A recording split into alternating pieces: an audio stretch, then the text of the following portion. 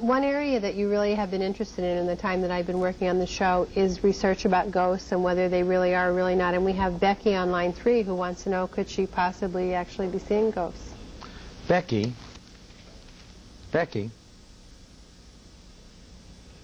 Did I do okay? Becky, are you there? Okay. Line 8. Becky? Yes? Hi, Becky. See, that was a ghost call. I tried you on 3, and you weren't there. I just got your aft image. What is this? Well, I've been having, at night times, ever since I can ever remember, visions, and I'm sure I'm awake when I have them, and they're mostly of children. When I'm, I'll be woken up at night by some sound or something, and I'll sit up and I'll be visioning a child there, and sometimes it's people I know, and sometimes it's people I don't know. Are they alive, the people you know? No, most of them have been deceased. No, but some of them are alive, right? No, not that I've... Ever? Never have they been someone that I've known that is still alive. They've never been someone who is still alive? No, They've all been dead people? Right. Go ahead. Okay, and one, like last night in particular, sort of scared me a little.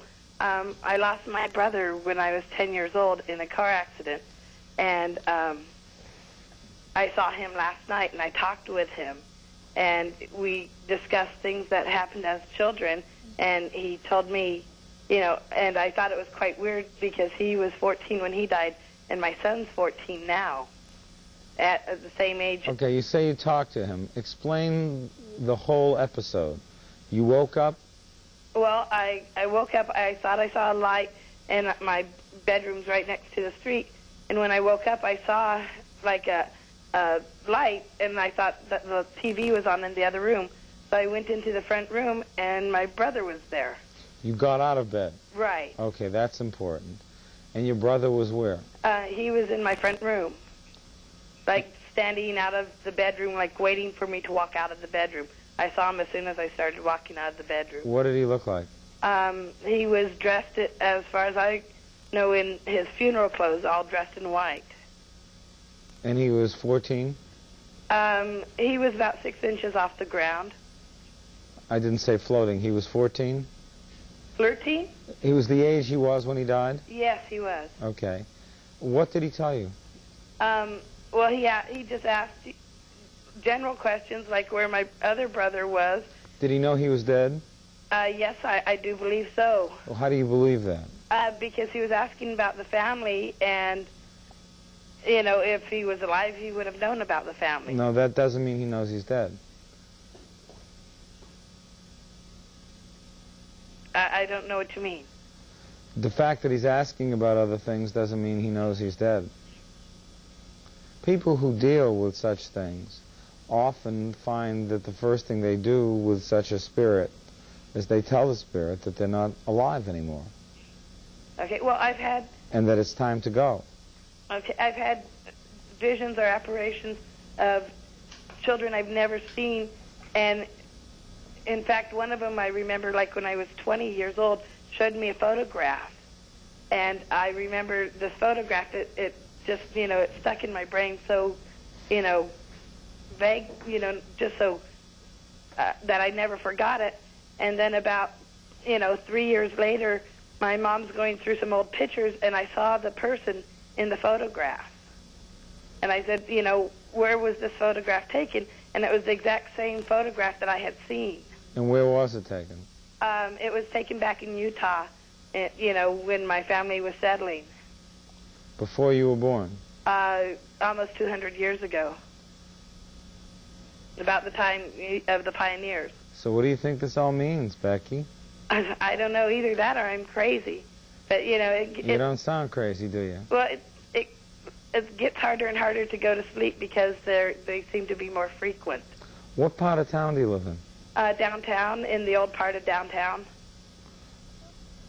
Do you know anything about the historical background of the building you live in? Well, I moved. My family hasn't moved that much, but the house that we first lived in it was like the preacher's house of the neighborhood.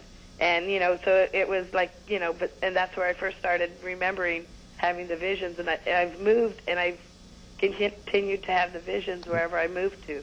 But is that where it started? Yeah, I was like 2 years old when we moved in that house. That's as far back as I can remember. Yeah, and this happens practically every night? No, but like 3 times a week, 4 times. Okay, that's a lot. How often do you go on vacation? Quite regularly, you know. Does it happen when you're on vacation? It has once that we went to Hawaii this year, and while we were over there, I saw another apparition, and I didn't know. But was it someone you knew? No, a lot of times it isn't people I know, and it's mainly children. All right. Was the person in this apparition a Hawaiian native? No, it wasn't. What did the person look like? It was more like a child of European descent, you know, like maybe from the 1600s, like in felt or, you know, the velvet little outfits.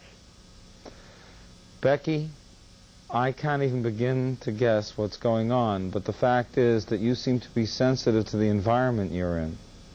And, you know, things happen and that people see that have no explanation. There are 2 kinds of phenomenon of visions that are associated with the dream state. One is things that you see on awakening and things that you see on falling asleep. They're called hypnagogic and hypnopompic phenomenon, and they're related to the change in the brain that occurs in dreaming. That having been said, this doesn't sound like that. No, because I, you know, it's like in the middle of the night. I understand. I know I was in a castle in Scotland which had been converted into a hotel, and I was staying on the top floor, and there were 2 doors that were locked to my room from the inside, and it was a cold evening, and so I locked all the windows, which turned with a buckle key. In the middle of the evening, I awoke to find a woman in my room dressed in diaphanous silk-like clothing float across the room, and I discovered that when I had woke up in the morning that the windows were open. So to say that this isn't something that happens is to tell you that that it may happen, and you should find out how to study this. Institute for Psychical Research, I think, has a division out here. Maybe you're more sensitive. Would you like to know? Stay tuned. We'll be right back.